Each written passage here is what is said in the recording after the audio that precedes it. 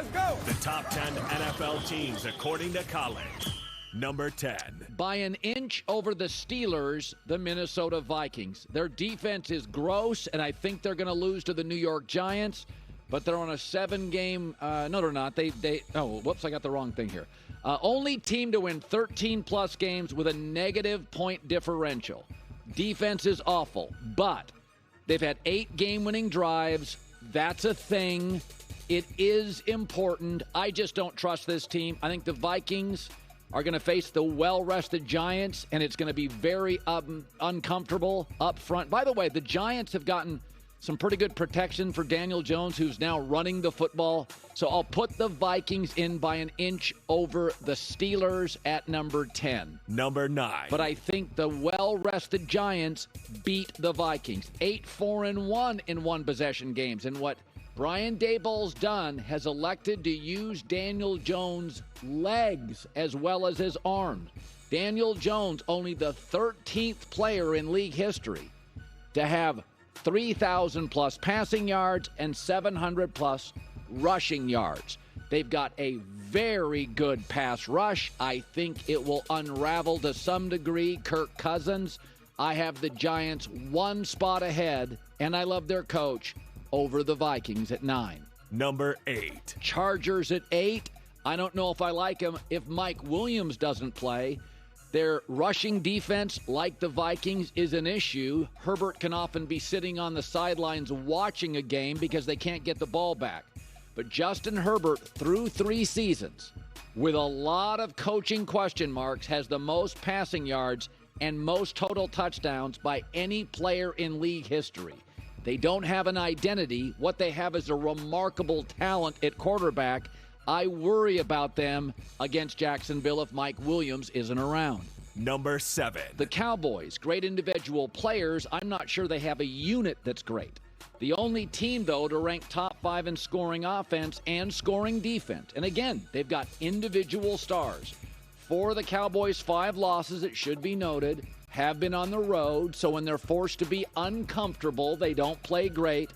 Dax had an interception, 7 straight games with at least 1+ interception. It worries me, and the reason that's happening is because when they can't run the ball effectively, 4.55 yards a carry, they rely on Dak to throw over 35, 36 times, and his career record plummets. They have a formula to win. Cowboys at 7. Number 6. I really like the Jaguars. I've liked them a lot for a while. Second most points off turnovers in the league.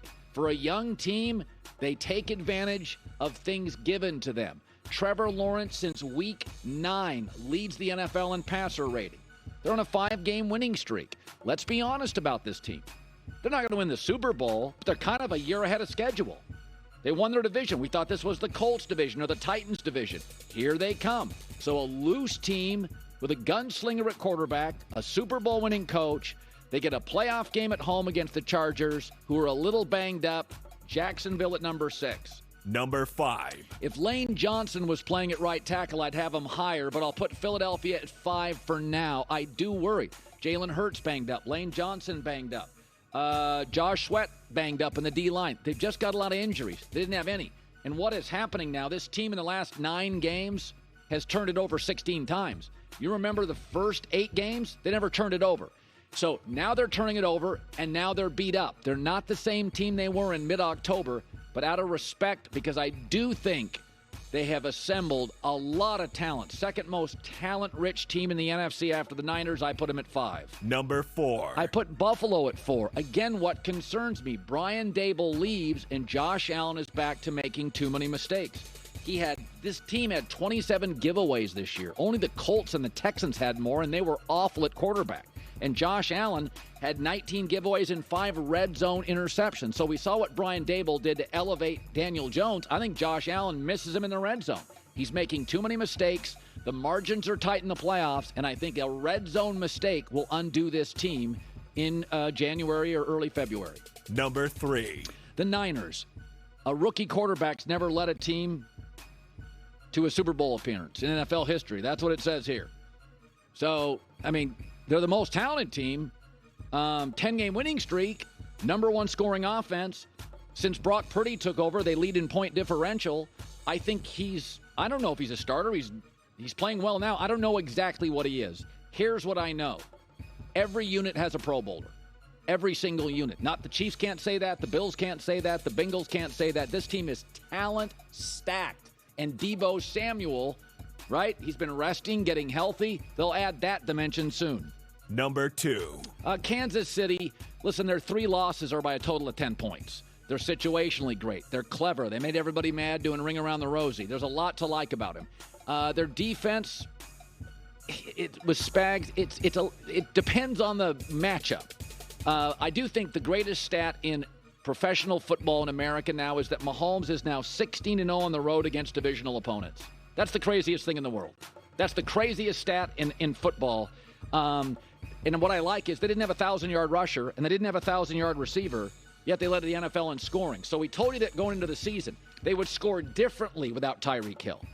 They wouldn't be as singularly dependent, but we told you they'll still be productive. It'll just look different, and it has. Number 1. By an inch, Cincinnati. I do think they match up with Kansas City well, but whereas their defense, 9 takeaways in their last 3 games, is playing well, suddenly since Week 15, they can't rush the football because their O-line's banged up.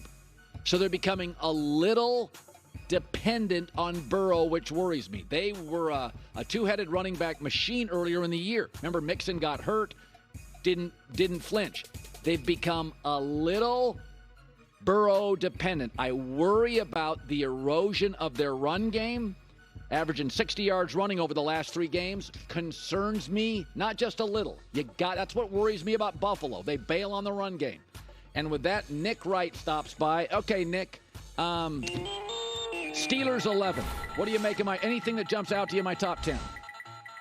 Well, good to see you, Colin. Good to see you, J-Mac. J-Mac wearing my favorite shirt. Love that look.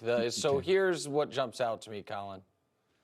The Bengals concern me for the first time all year in a negative way.